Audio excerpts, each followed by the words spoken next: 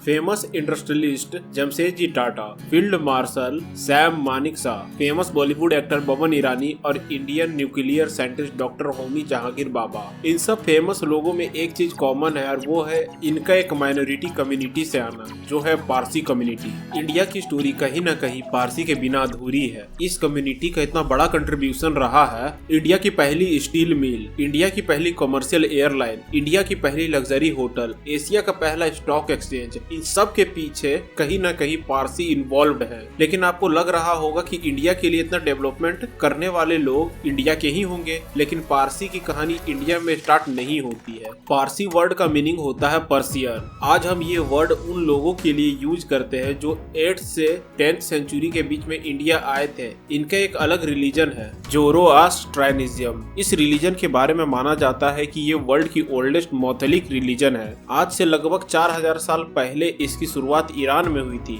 बहुत सारे स्कॉलर मानना है कि जितना भी अब्राहमिक रिलीजन है, यानी इस्लाम, क्रिश्चियनिटी और जुडिज्म, ये सब अब्राहमिक रिलीजन से ही डेराइव हुए हैं। लगभग 7th सेंचुरी में जब ईरान में पर्शियन एम्पायर था, जिसको इन्वेड कर लिया गया 650 में अरब मुस्लिम के द्वारा, वार में ही एरिस्टोसाइट के चलते ज़ोरोएस्ट्रियंस के एक छोटे से ग्रुप ने सोचा ईरान को छोड़ने का। उस टाइम से अगले कुछ डेकेड तक ज़ोरोएस्ट्रियन ने माइग्रेट किया इंडिया की तरफ, जिन्हें आज हम पारसी के नाम से जानते हैं। बेसिकली इनका इंडिया में आने का दो ही रीजन दिया जाता है, एक अपना कल्चर और रिलीजन को प्रोटेक्ट करने को, और दूसरा कहा जाता है इकोनॉमिक फैक्टर को लेके। उसे कई सालों बाद एक और माइग्रेशन हुआ 19th और 20th सेंचुरी में ईरान से ज़ोरोएस्ट्रियन का, लेकिन इनको हम लोग ईरानी बोलते हैं आज के टाइम में। यही फर्क है ईरानी और पारसी में। पारसी के माइग्रेशन और उनके सफर को लेकर हमारे पास कोई भी रिटन रिकॉर्ड नहीं है। बस एक ही रिटन रिकॉर्ड पाया जाता है पारसी को लेकर, और वो है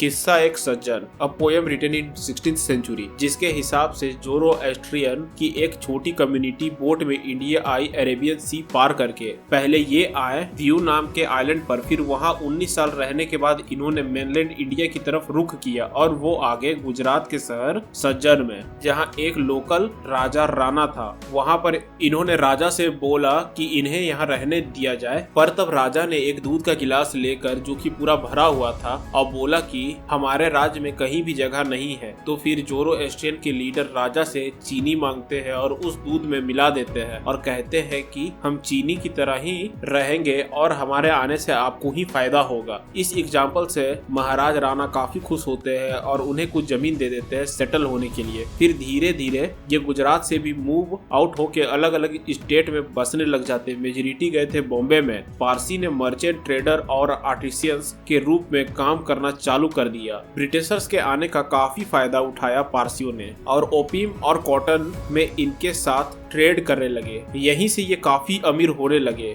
फिर ओपियम का ट्रेडिंग बंद होने के बाद इन्होंने कॉटन और टेक्सटाइल में रुख किया। ये थी पूरी कहानी पारसियों की रिच होने की और इंडिया में आने की। इन्होंने सही टाइम पर सही अपॉर्चुनिटी का इस्तेमाल कर लिया। अगर आपको ये वीडियो अच्छा लगा तो please like and share this video और कमेंट करके हमें बताएं कोई भी रीजन जो आपको लगता है इनके रिच होने के पीछे का कारण हो सकता है। इसी तरह की इंटरेस्टिंग फैक्ट और स्टोरी जानने के लिए सब्सक्राइब टू आवर चैनल हम सब जानते हैं।